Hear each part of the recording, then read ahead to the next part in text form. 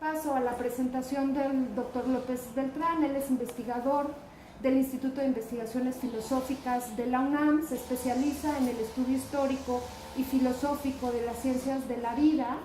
Él forma parte del Sistema Nacional de Investigadores, es nivel 3.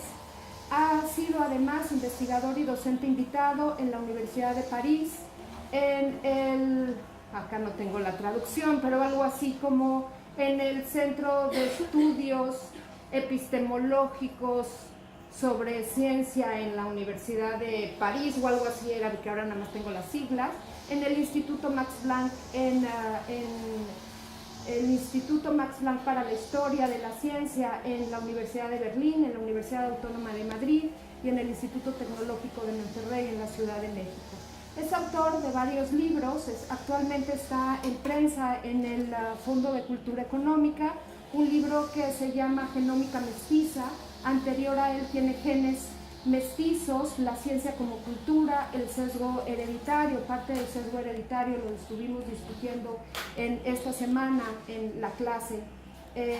Tiene libros de poesía como Las cosas no naturales, y sus trabajos académicos han sido publicados en revistas y colecciones en varios idiomas y en varios países. Esta tarde nos va a impartir una conferencia titulada Violencia y Clasificación racial, y espero que la disfruten y podamos después de la conferencia entrar en un diálogo, ¿no? Pues entonces, Carlos, bienvenido. Muchas gracias.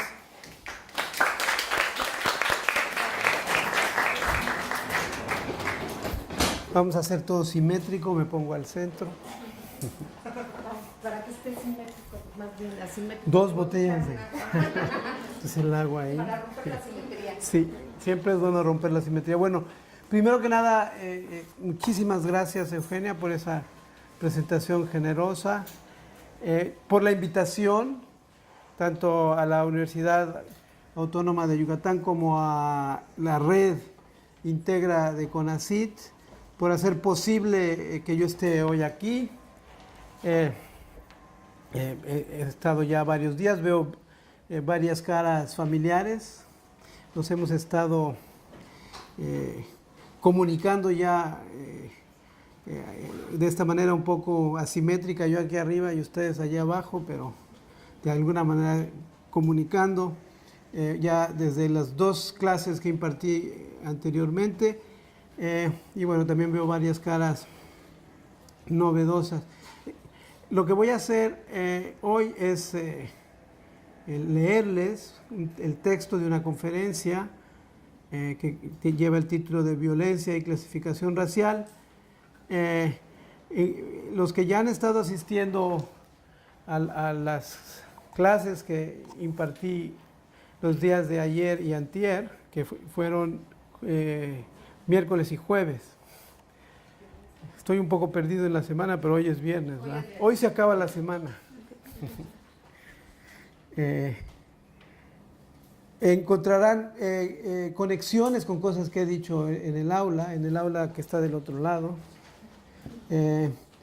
Y espero que entonces a lo mejor este tejido que recorreré hoy vinculando la historia de la clasificación racial con un aspecto que siempre me ha preocupado, pero que últimamente me ha preocupado un poco más y me ha interesado tratar de afinar algunas ideas al respecto, aunque creo que todavía falta mucho por afinar. Me interesará mucho conversar con ustedes al final para ver qué tan claro y qué tan bien puede estar pasando el mensaje, las ideas que estoy articulando, o qué tan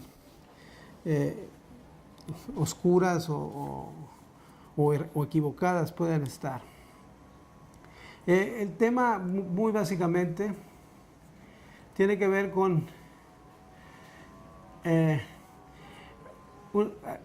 la ética de la ciencia, ¿sí? Yo enmarcaría mi presentación en ese tema. La ética de la ciencia es un área importante de la ética contemporánea, y tiene que ver con la pregunta específica de qué responsabilidades éticas, morales, éticas, políticas, sociales también, adquieren los científicos cuando producen conocimiento y específicamente cuando generan descripciones, clasificaciones que involucra como sujetos de esas descripciones, de esas clasificaciones a otros seres humanos. Se ha pensado desde el origen de la ciencia moderna que una manera de hacer la ciencia moderna de alguna manera inmune a la influencia exterior de las ideologías o de las preferencias políticas es asumir o pretender que el acto de producir conocimiento científico tiene que ser un acto éticamente neutro. Es muy común oír a los científicos decir, la ciencia no es ni buena ni mala por sí misma, sino son buenas o malas las aplicaciones de la ciencia, ¿sí? Esa es una manera un poco artificial de alguna manera separar el acto de producir representaciones, por ejemplo, en el caso que a mí me interesa, clasificaciones, de aquello que se puede hacer con ellas, ¿sí? Yo creo, y no solo yo lo creo, yo esto lo he aprendido de mucha gente, que la responsabilidad empieza desde los actos mismos, de tomar decisiones teóricas, de preferir ciertas explicaciones a otras, de preferir ciertos modelos a otros. Los científicos están expresando aspectos objetivos que tienen que ver con representar adecuadamente aquello que miden, que ven, que observan, pero también se incorporan en sus decisiones aspectos subjetivos, de preferencias, a veces estéticas, y a veces ideológicas, a veces simplemente inconscientes, políticas, en fin, que tienen que ver con cómo desean que sea el mundo o cómo les conviene que sea el mundo. Eso como preámbulo. Entonces, ese es el territorio en el que estoy tratando de incidir. Es un territorio difícil porque la práctica científica tiende a ser renuente a ser sometida a ese tipo de críticas o de observaciones, justamente por esta visión cientista, le llaman algunos, de que la mejor ciencia tiene que ser neutral, que es algo que algunos cuestionamos. Empiezo a leer entonces la charla, la conferencia. Son 6 páginas apretaditas. Voy a tratar de leer claramente. Voy a estar levantando la vista para ver si veo de pronto a alguien que no está entendiendo y me pueda solicitar que aclare algo. Lo puedo hacer, tenemos tiempo. Y tratar de leer a un ritmo que pueda ser seguido por ustedes. Empiezo entonces. Violencia y clasificación racial. Mi tema de hoy es la violencia de la clasificación racial. Me refiero a la agresión moral y física que ejerce sobre los sujetos clasificados aquel que instaura, usa, refuerza, promueve, circula, naturaliza, vuelve sentido común y hasta obviedad una trama racializada en la que las calidades de los diferentes individuos y grupos humanos son adjudicadas y determinadas por la inserción o pertenencia a un subgrupo, subespecie, etnia, escaño similar, definido en términos al menos parcialmente naturales, biológicos, genealógicos, de ancestría. Se trata de una agresión continuada y perpetuada en las sociedades modernas, en las que se enraizó de un modo hondo y pernicioso aquello que el antropólogo Ashley Montagu hace ya varias décadas llamó el mito más peligroso de la humanidad. Así se llama un libro de Ashley Montagu sobre la raza y el concepto de raza. El mito más peligroso de la humanidad. En inglés es Man's Most Dangerous Myth. No recuerdo si eso se tradujo en su tiempo, pero fue escrito en los años 50 del siglo pasado.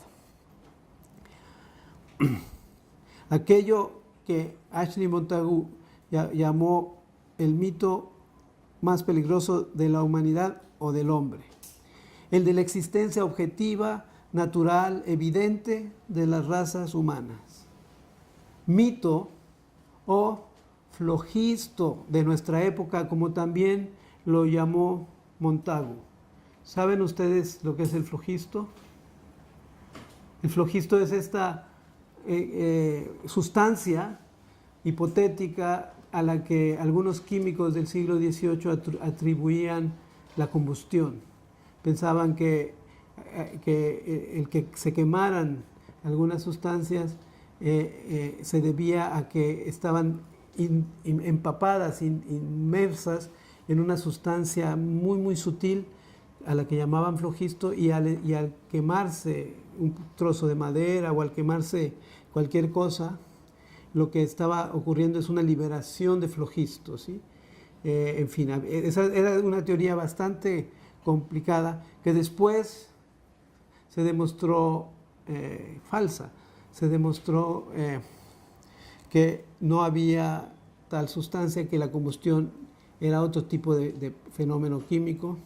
Ustedes ya lo conocen, en sus clases de química se los habrán estudiado, pero la noción de flogisto se usa mucho justamente para ejemplificar la posibilidad de haber creído en la existencia de algo real durante muchos años, y la gente más inteligente y más brillante del planeta creía en la existencia real, objetiva de esa sustancia, y sin embargo, en un cambio, en una revolución científica, se demuestra que todo ese tiempo se habían estado haciendo una ilusión, habían estado imaginando algo que no correspondía a nada en la realidad. Dice Montagu, la raza es el flogisto de nuestra época. En el futuro, ¿sí?, nuestros descendientes nos verán a nosotros como ilusos, que habían proyectado sobre la realidad un objeto inexistente, ¿sí?, como el flogisto. Mito que ha demostrado tener una enorme capacidad de reproducirse y permanecer, lastrando y dañando continua y perversamente la relación entre individuos y entre los individuos y entre los grupos humanos. Me propongo aquí esbozar ciertas trayectorias históricas que convergieron en la cristalización y la consolidación de la taxonomía racial decimonónica del siglo XIX, la que algunos llaman la raza biológica, o algún otro ha llamado la partición de Blumenbach. Es la división de la especie humana en razas que instauró el científico alemán Blumenbach. Es decir, esta idea común de que la humanidad se subdivide en 4, máximo 5 grupos raciales bien diferenciados, y que fueron responsables en gran medida de oscurecer la arbitrariedad y la contingencia de dicha partición y de imponerla en el planeta entero, la movilización de la autoridad universalizante y de pretendida objetividad de la historia natural, la biología y la antropología europeas, por no agregar a la medicina, la psicología y la historia misma, todas ellas disciplinas que en distintos momentos han hecho uso de la noción de raza como una noción teórica explicativa, ¿sí? Y es, en mi opinión, con una comprensión histórica del fenómeno en sus 1000 dimensiones, que estaremos en condiciones de avanzar en dirección de lo que algunos autores han llamado una sociedad post-racial. Es decir, una sociedad en donde se recuerde a la raza como un flojisto. Es decir, una sociedad en la que la palabra raza referida a los humanos, dejamos fuera su uso veterinario, por ejemplo, sea un fósil lingüístico como flojisto, o como atrabilis, o como humor, o como tantos otros fósiles lingüísticos, palabras que usamos en el día a día, que en su momento tuvieron un referente real científico y que hoy en día solo refieren metafóricamente, ¿sí? Cuando decimos que estamos de buen humor, de mal humor, o que tenemos un temperamento melancólico, estamos usando una metáfora que resuena con teorías científicas de hace muchos siglos, en los cuales era real.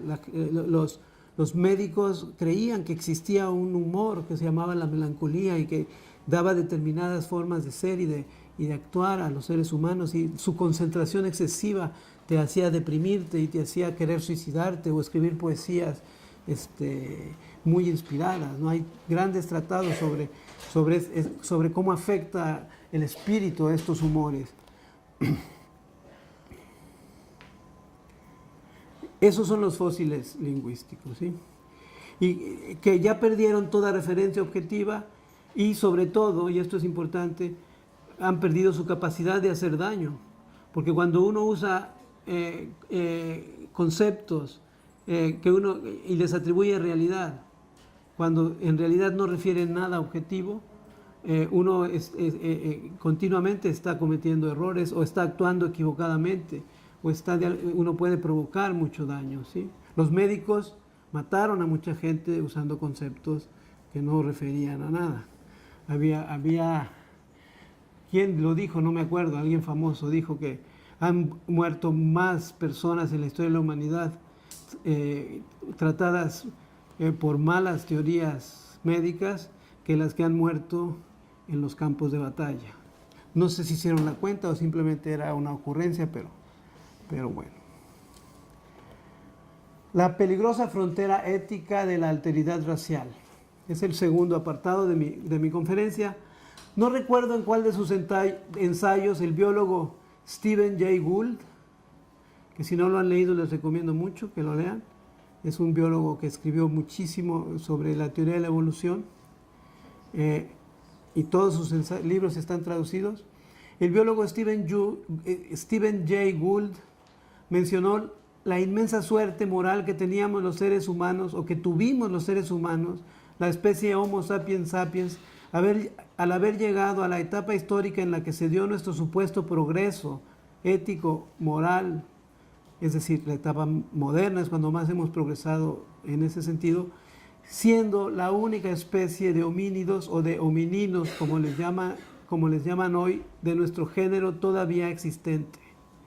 De no estar extintas especies o grupos clasificados por los naturalistas como homos, como homínidos, por ejemplo, del tipo neandertal o los denisovanos y otros más, si estuvieran vivos hoy, si no se hubieran extinguido, tendríamos frente a esas especies una serie de dilemas éticos y políticos de muy grueso calibre, como los tenemos con los grandes simios, con los chimpancés, con los gorilas, que se parecen lo suficiente a nosotros como para hacernos preguntas serias de qué tanto debemos extender hacia ellos ciertos derechos o ciertas protecciones éticas y políticas, ¿sí?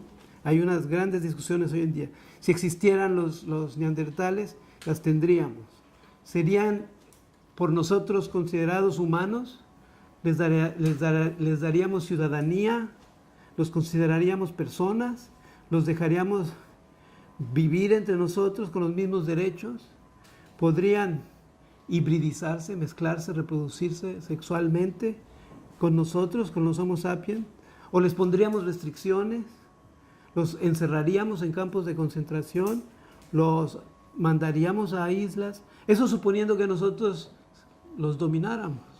porque lo otro podría también ocurrir, ¿no? Como en el planeta de los simios, ¿no? Serían ellos los que tendrían el problema de si otorgarnos a nosotros derechos, tratarnos bien, humanamente, o nos tratarían como animales. Como se han visto, cuando se han visto como reales biológicamente, o sea, en la época cuando se le dio más realidad a las razas generaron ese tipo de inquietudes y preguntas. En situaciones análogas, la humanidad nos hemos enfrentado con dilemas éticos similares, falsos o reales, generados por la clasificación racial. Es decir, la idea de que las razas tienen diferencias biológicas radicales. Quiero mencionar que un elemento clave para modular nuestros juicios éticos y nuestro sentido político frente a este tipo de preguntas es la presunción teórica, hondamente convencional, de que se trata de especies o subespecies en el caso de las razas distintas y de que, por ejemplo, el apareamiento es una hibridación, que es un término muy cargado.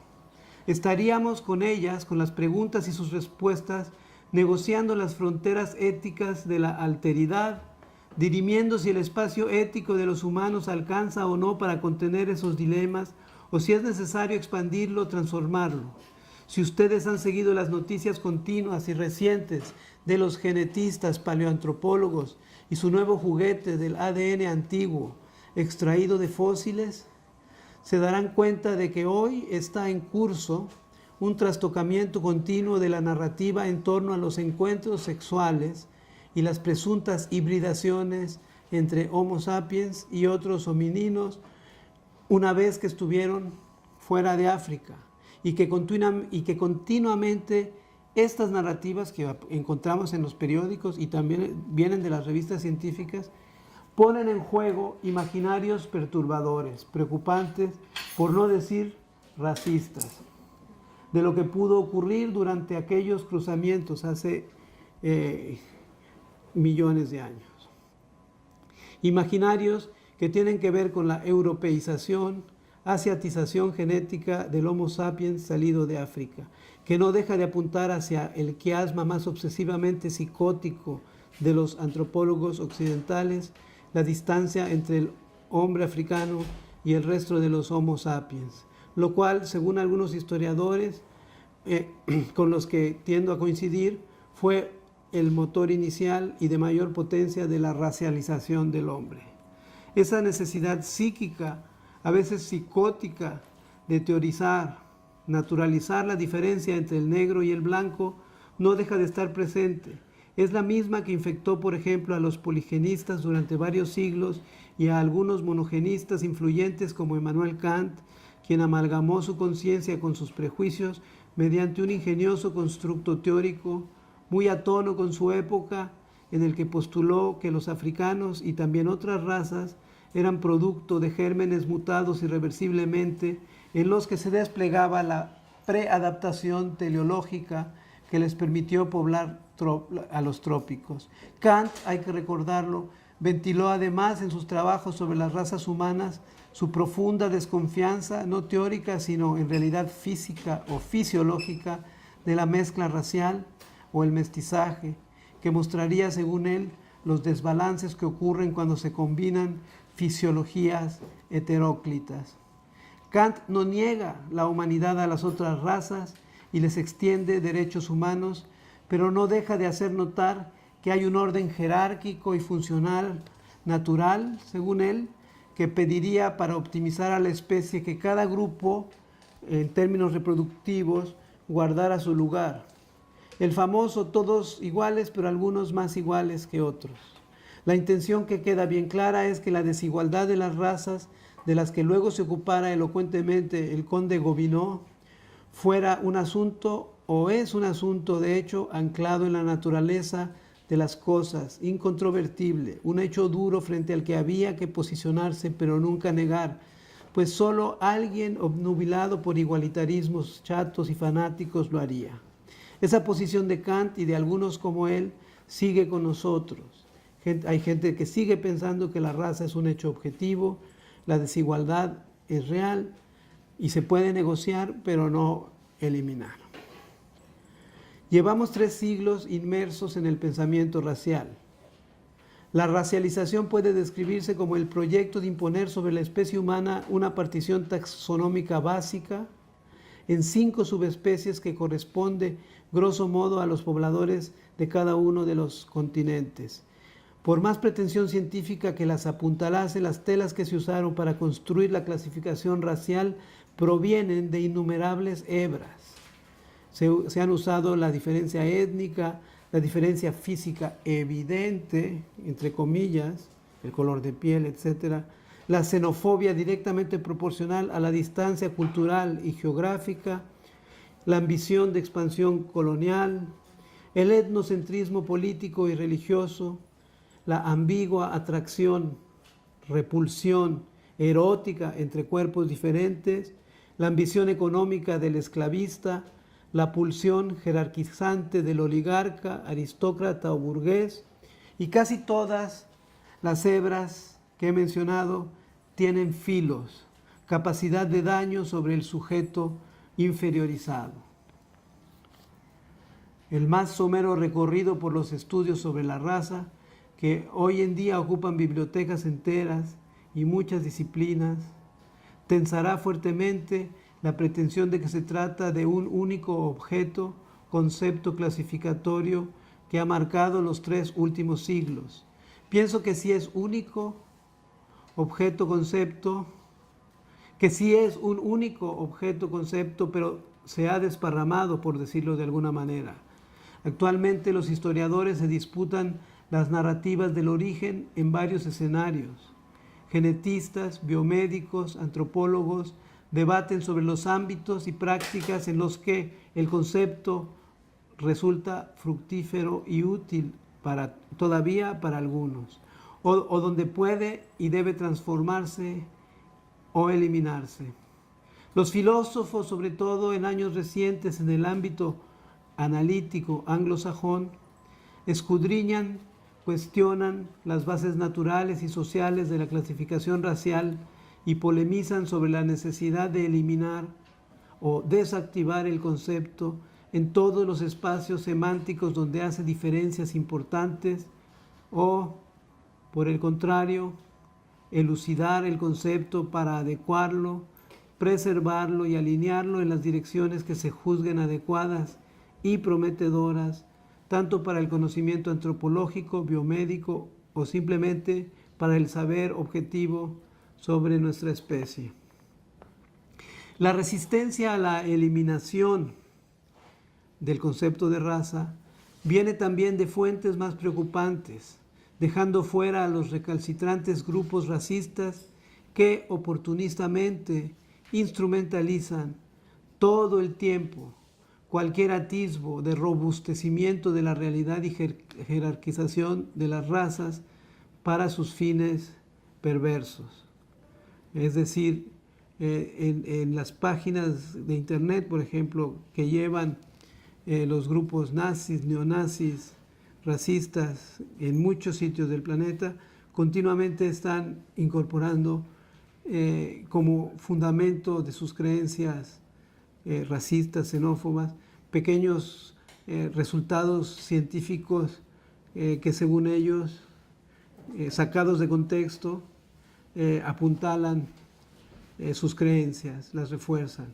La inferioridad de los otros siempre, los racistas siempre están preocupados por demostrar que los que no son como ellos son inferiores y acumulan mucha información de una manera bastante rara.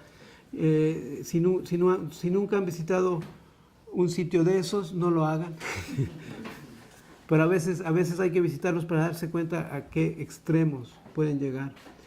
Hay naturalistas, antropólogos, biomédicos y sociólogos, sobre todo, que insisten en que el llamado eliminacionismo es un conjuro o un proyecto ideológico de los bien pensantes, pero mal orientados por la corrección política, que ha llenado de lodo o de confusión injustamente el camino de la investigación científica objetiva de la realidad biológica, de las distinciones genéticas, por ejemplo, o de las diferencias fenotípicas reales entre los grupos raciales humanos, que debemos tener la libertad de investigar como cualquier otro hecho natural.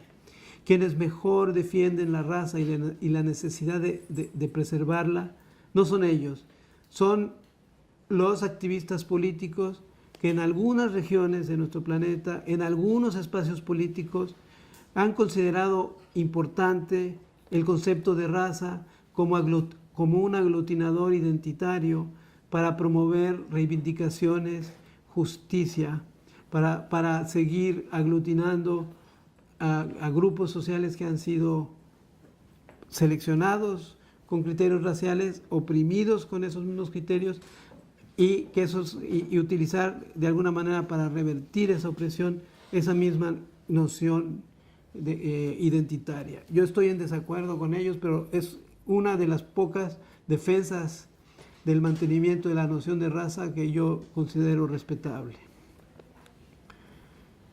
Eso se da mucho, sobre todo en algunos grupos activistas en Estados Unidos, en Sudáfrica, en Brasil, lugares así. La raza es pues un objeto polimorfo, disperso, geográfica y culturalmente móvil, cambiante, típicamente interdisciplinario y cuyas trayectorias históricas, culturales, sociales muestran un proceso de dispersión y colonización de los imaginarios y de las relaciones socioétnicas, que revela cómo en muchas regiones del planeta se ha enraizado, ha mutado, ha ocupado espacios políticos y también ha matado, ha agredido, ha subyugado o ha sido usado para esas tres cosas y más. Muchas son las ventajas con las que, leo mal, va de nuevo. Muchas son las navajas, la rima. Un poema donde rime ventajas con navajas, nota mental. Muchas son las navajas con las que hiere la racialización. Una muy importante para nuestra región geográfica es la conceptualización o conversión de la reproducción sexual entre individuos clasificados de razas diferentes, en actos extraños, contra natura, degenerativos, disruptivos, ya sea por razones biológicas, sociales o culturales. Convertir estas reproducciones sexuales en hibridaciones abominables es algo que los racistas han hecho una y otra vez.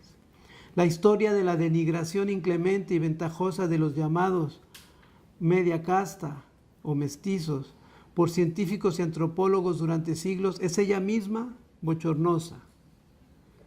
Herederos de Kant, Gobineau, Agassiz, Davenport, Robles Gates, son algunos de los científicos que en distintos momentos en Alemania, en Francia, en Estados Unidos, en Inglaterra, en fin, y eso se puede seguir uno moviendo por la geografía del planeta, han dedicado páginas científicas, hoy diríamos casi pseudocientíficas, a mostrar o demostrar que los mestizos, dado su origen híbrido, son indeseables.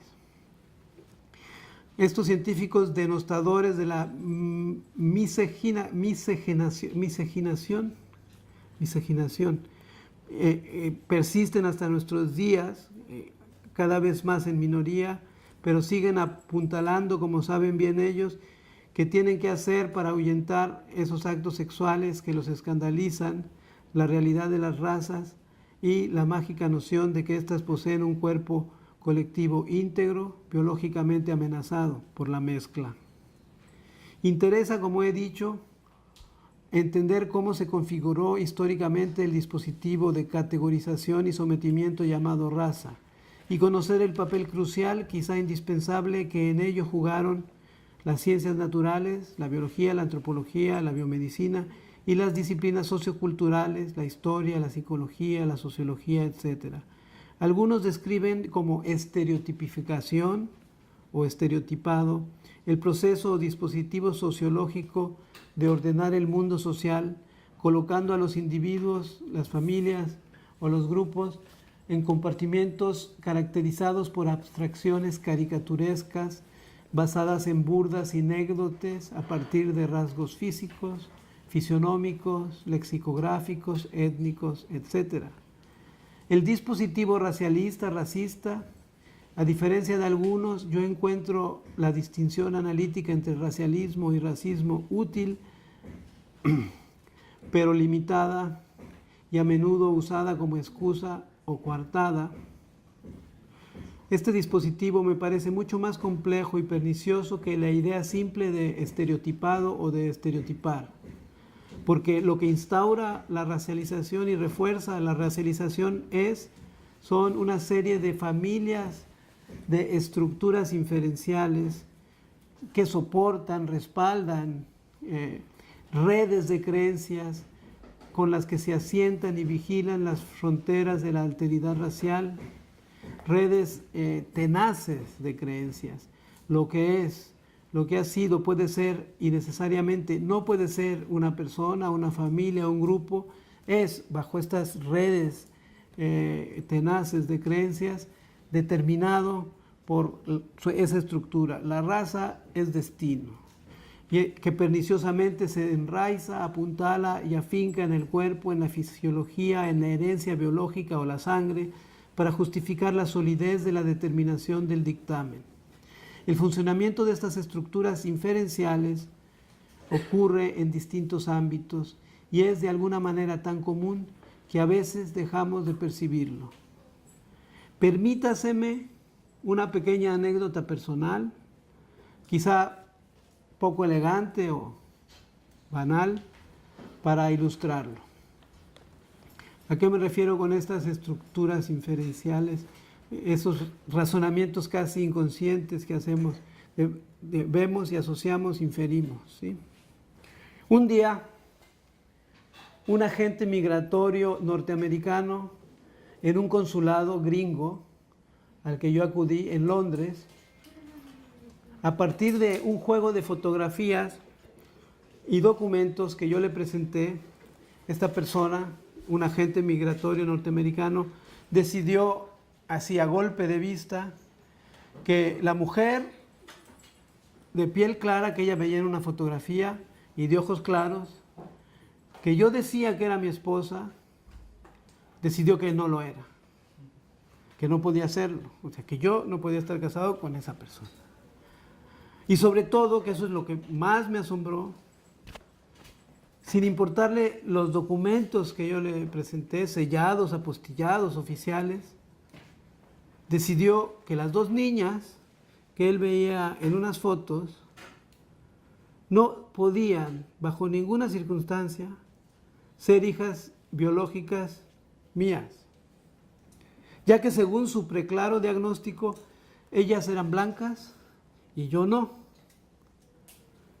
Yo no me sentí insultado, ya tenía bastante práctica en lidiar con agentes migratorios o de ese tipo de calibre, de ese tipo de actitud mental, pero todavía hasta el día de hoy me produce azoro la forma automática de aplicar esa lógica tenaz, esa convicción perruna que lo llevó a decidir que era imposible que alguien con mis rasgos, con mi cuerpo, con mi apariencia hubiera tenido algo que ver ni remotamente con la producción biológica de esas dos personas que él además solo estaba viendo en fotos, ¿sí? Ese hombre que, por cierto, no solo me negó la visa, es decir, me impidió pasar por su país, sino que, como pensó que yo le estaba mintiendo, me puso unas señales en mi pasaporte que solo él y las gentes agentes migratorios norteamericanos reconocen, que me ocasionó problemas durante décadas. Yo no sabía que él había marcado mi pasaporte como que yo era una persona peligrosa o mentirosa, ¿sí? esta acción de esta persona la traigo a colación porque es la aplicación de un inconsciente, de un dispositivo mental, de una estructura inferencial automática, racialista y racista, ¿sí? Simultáneamente, ¿sí? Otros casos más sofisticados ocurren continuamente y muchos de ellos en el territorio de las decisiones científicas. Es decir, los científicos toman decisiones también con estructuras inferenciales inconscientes. Pero a ese tipo de estructura inferencial me refiero a la solidez con la que cristalizó en Occidente en los siglos XVIII y XIX una serie de convicciones apuntaladas por las ciencias, a la fecundidad con la que mutó y se adaptó a miles de extremos ideológicos y de trincheras de alteridad diversas, y la tenacidad con la que en nuestros días resiste el embate continuo de la crítica y la política antirracialista y antirracista en muchos lados. En México cabe decir, y ya lo hemos dicho en algunas de las clases, el éxito de la simulación mestizófila ha hecho más difícil y más elusiva la crítica. La contienda antirracialista y antirracista tiene más obstáculos por este ocultamiento, ¿sí? En varios trabajos míos he sostenido que algo especial ocurrió en la conciencia de la alteridad interna y externa de los europeos en las primeras décadas post-napoleónicas del siglo XIX. Todavía no he encontrado una buena explicación o una explicación que me convenza por completo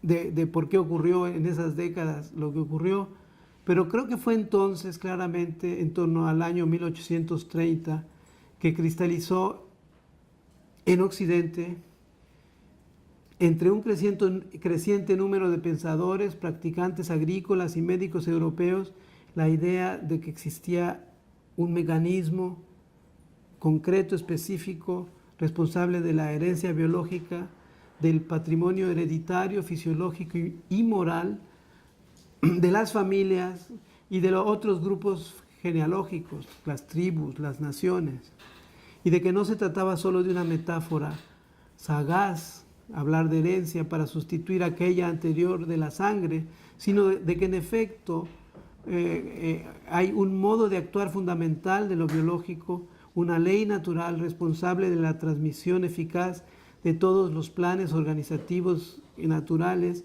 básicos de los organismos o cuerpos, al mismo tiempo de que se transmiten todos los rasgos accidentales y las características específicas que hacen diferentes o destacan a los individuos, a las familias, a los clanes y demás grupos genealógicos, hasta llegar a la nación, etcétera, ¿sí?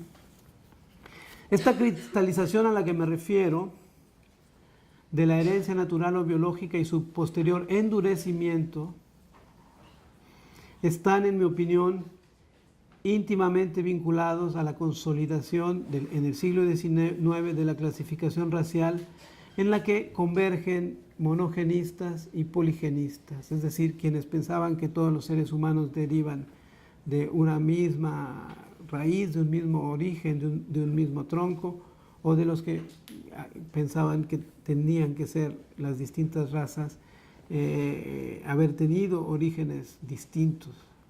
Hay en la literatura un número importante y apasionante de explicaciones históricas del origen de la clasificación racial, contextos tan distintos y tan distantes como las castas en la India, las colonias europeas en Sudáfrica, la esclavitud en Estados Unidos, el mestizaje latinoamericano, los efectos sociales internos de las guerras napoleónicas en algunos países europeos, el ascenso del nacionalismo romántico en Alemania, etc. Todas estas han sido narrativas que se han empleado para explicar el origen de la noción de raza y se han esgrimido como espacios, como mecanismos, como situaciones en donde se fraguó la horrible amalgama de nociones biopolíticas que llegó a ser, o que sigue siendo de alguna manera, la raza. Me interesa destacar que en realidad todas las narrativas de este tipo convergen en un doble eje que ya el abundante escritor Conde Gobineau utilizó. el del conflicto exterior entre grupos genealógicos de familias y tribus hasta naciones, extranjeros que se diferencian y racializan por enemistad étnica, primero bélica y luego colonial, y el conflicto interior de la racialización, producto de la convivencia en un mismo espacio social, nacional, de etnias, de origen, temperamento, constitución, genealogías diferentes, que se ven forzadas a amalgamarse, a debilitarse o robustecerse según la combinación, y a construir fronteras internas de alteridad socioeconómicas y políticas, étnicas y regionales. Este tipo de narrativa, por ejemplo, lo utilizó Foucault para explicar el origen de ciertas clases sociales en Francia y otros países europeos. El libro de Foucault de Hay que defender a la sociedad, que también se tradujo como el origen del racismo, ¿sí? Algo así. Bueno, no me acuerdo la otra traducción, justamente es la narrativa que adopta. En todo caso, paralelo a la consolidación de la visión evolucionista de la diversidad biológica en el siglo XIX, el darwinismo, se fraguó durante ese siglo la articulación de las subespecies del hombre o razas que reemplazaron a las caducas ramas de los poligenistas, manteniendo las necesarias jerarquías y barreras biológicas ante la miscigenación o el mestizaje.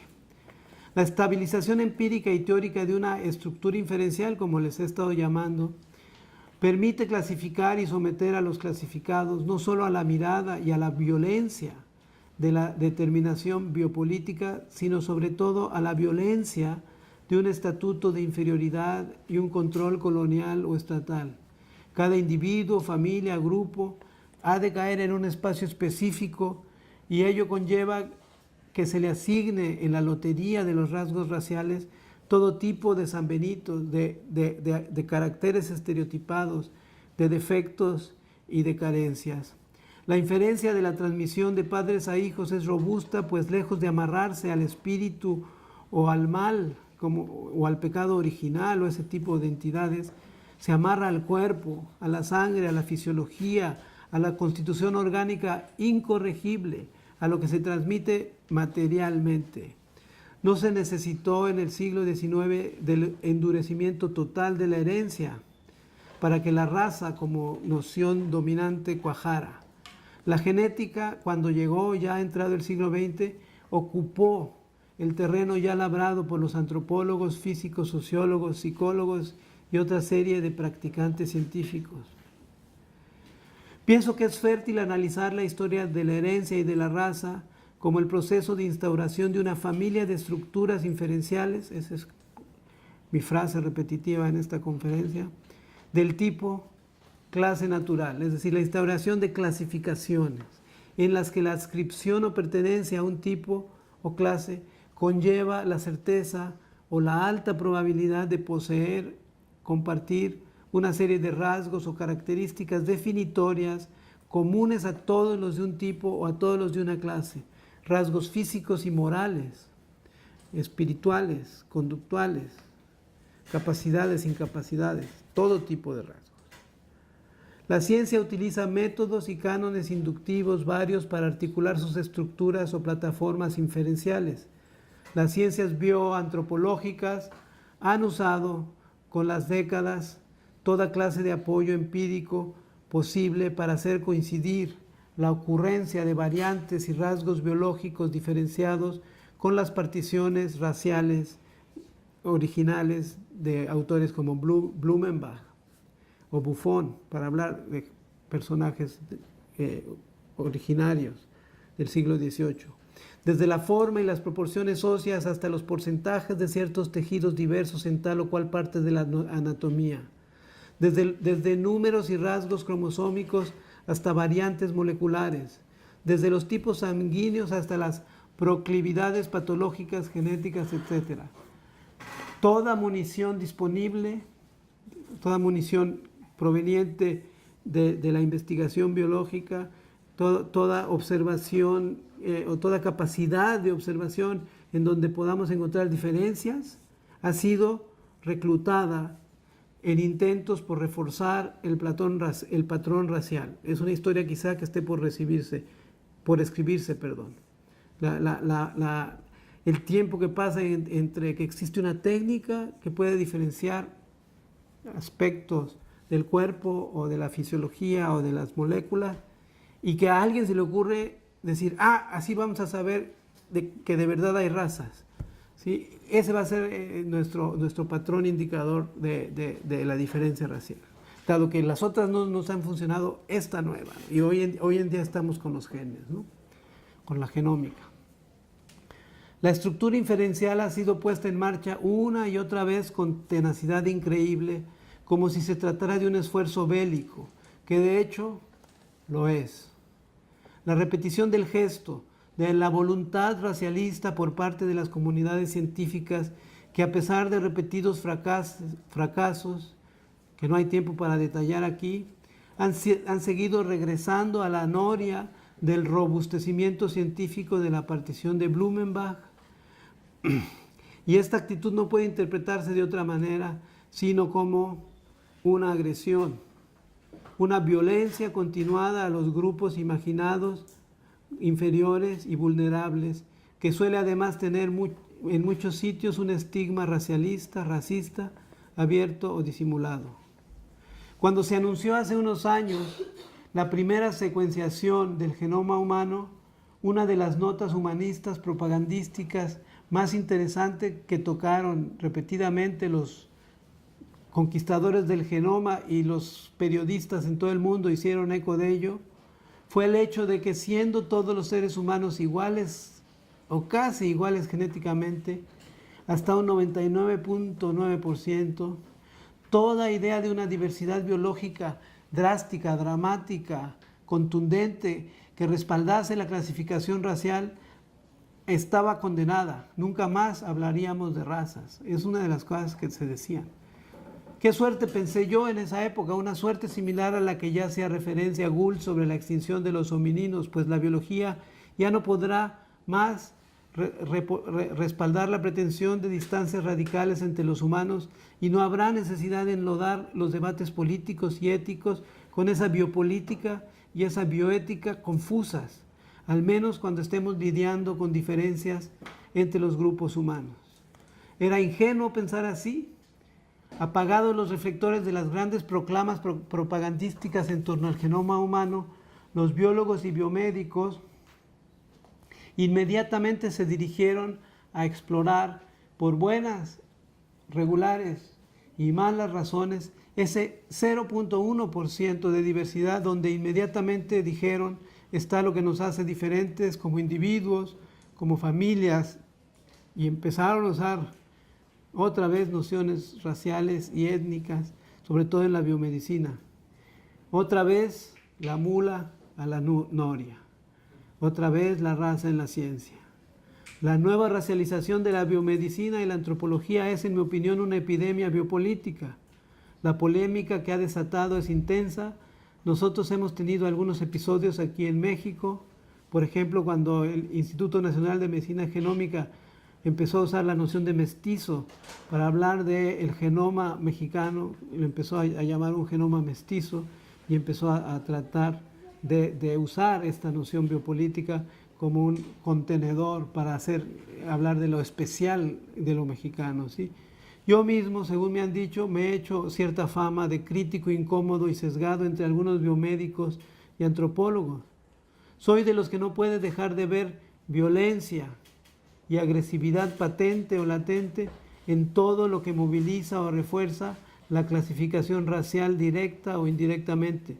De los que piensan que aunque cueste más trabajo, aunque sea más difícil, aunque haya que meterle más imaginación, tenemos que encontrar otras maneras no racialistas de describir nuestras diferencias de todo tipo, incluidas las biológicas, las biomédicas, en bioantropología, en biopolítica, en sociología, en todas las disciplinas y en todas las áreas.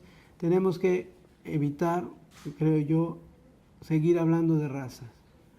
Uno de los aspectos más ominosos de la epidemia de violencia y muerte que estamos padeciendo en México es la facilidad con la que asumimos que hay diferentes calidades entre las víctimas, que los muertos son de diferente categoría.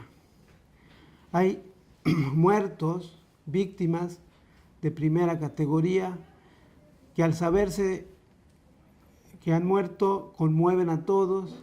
Hay reacciones, marchas, etc. Hay muertos de segunda que inquietan o preocupan a algunos, solamente algunos. Hay muertos de tercera que hacen levantar una ceja a unos pocos. Y hay otros muchos que no merecen ser sino un dato en la estadística y un montón de huesos en la fosa común, como ha explicado lúcidamente Federico Navarrete en su libro reciente sobre el racismo en México. Esta diferenciación, esta clasificación de los muertos no está de ningún modo desvinculada de la clasificación racial. Con eso termino. Gracias.